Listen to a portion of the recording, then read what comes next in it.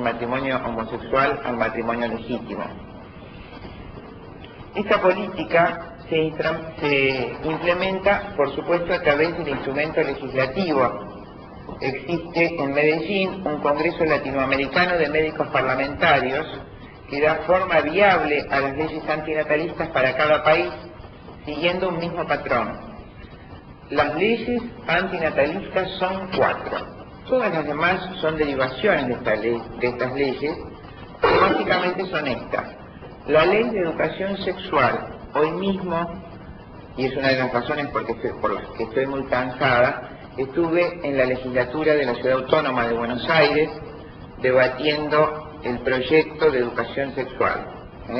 Tengo acá el ejemplar de la ley, es espantoso, donde en uno de los artículos propone, por supuesto, la consejería de orientadores sexuales, y previamente a esto la legislatura de la provincia hizo un convenio con SIGLA, la Sociedad de Gays y Lesbianas, para que provean de orientadores sexuales que asesorarán a los niños de la escuela primaria en todas las escuelas. Se habla de género, ¿no es cierto?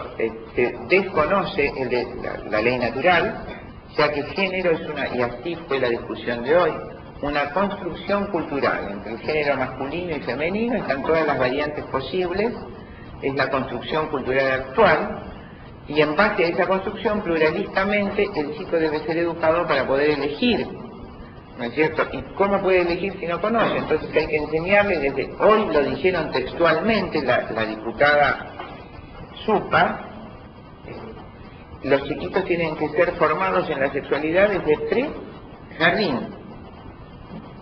Es algo monstruoso.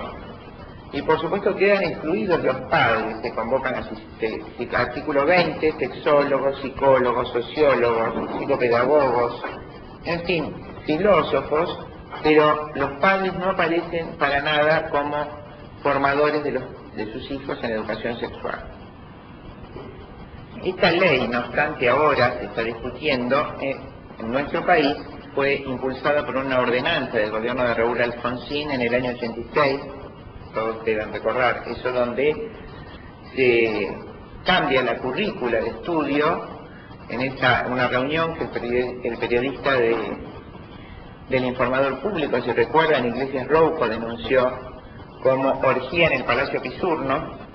En esa reunión estaba Rulé, Caputo y Ernesto Sábato, donde quedó abolida la currícula tradicional de Argentina, que a pesar de otros defectos que tuviera, era muy rica en contenidos. Las escuelas del Estado tenían un programa vasto para formación de los chicos en primaria y secundaria.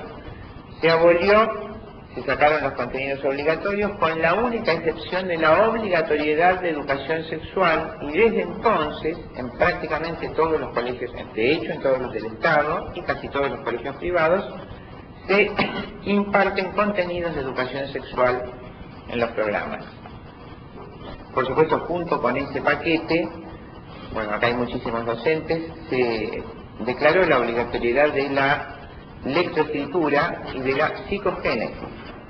La psicogénesis, esa teoría psicológica hija del freudomarxismo, según la cual todo límite que se impone a un niño genera en ellos un traumatismo psicológico, por lo cual no hay que estimular el esfuerzo en ellos, sino ser absolutamente permisivos.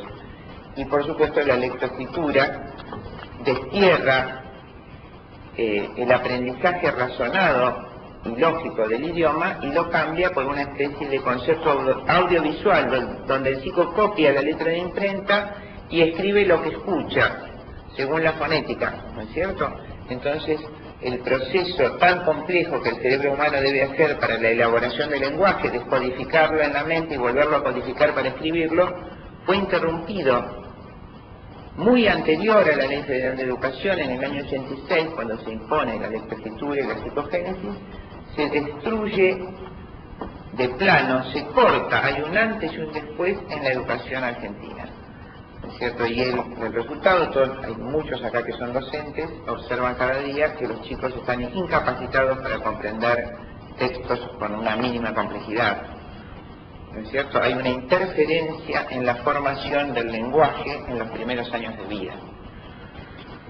Ahora, por supuesto, esa ley, la primera, la Ley de Educación Sexual, tiene una sola finalidad demográfica y geopolítica: es educar al niño con una mentalidad antinatalista. En el lenguaje de las Naciones Unidas, sexo seguro es sexo sin hijos. Este lenguaje, por supuesto, es todo un tema.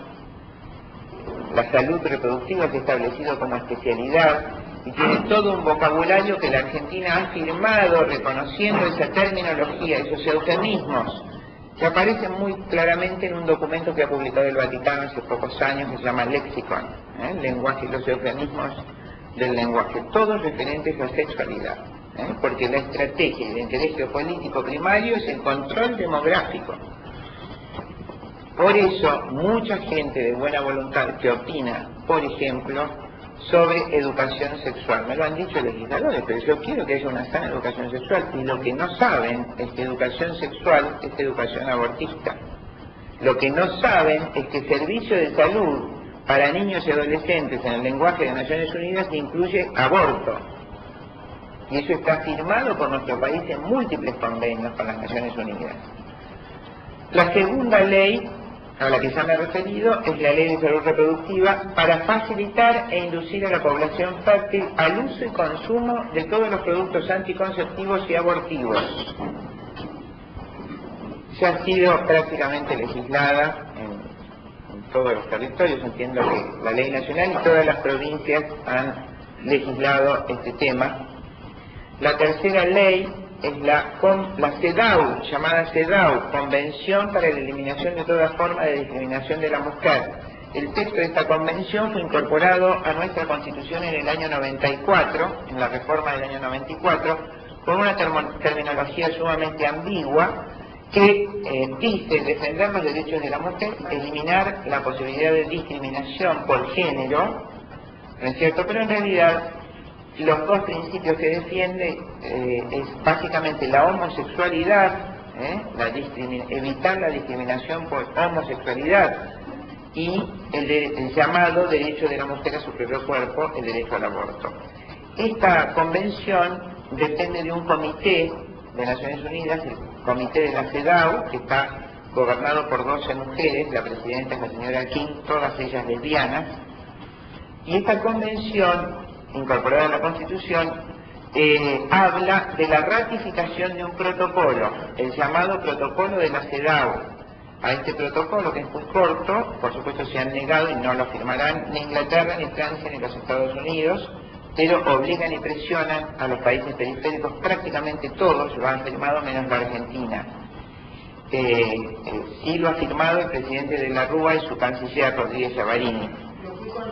Eso es, casualmente, a la creación de un comité central del que dependerán los comités de las ciudades capitales y las ciudades importantes del país, que a su vez dependerá del comité de Washington y que tiene atribuciones legislativas y judiciales.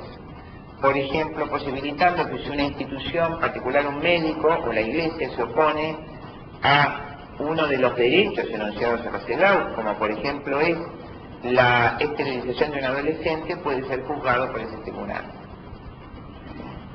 O sea, el firmar el protocolo nos hace perder absolutamente la soberanía en la materia, porque además está su principal cláusula, es que caerán todas las reservas hechas por el país firmante. Por ejemplo, la Argentina ha firmado en la Convención del Niño y otras convenciones que para nosotros niño es toda persona desde el momento de la concepción. Eso quedaría abolido.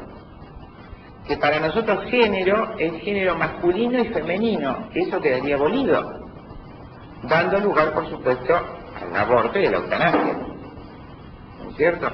Es decir, el alcance de la ratificación del protocolo es gravísimo. Yo misma estuve en el Senado cuando iba a ser ratificado, creo que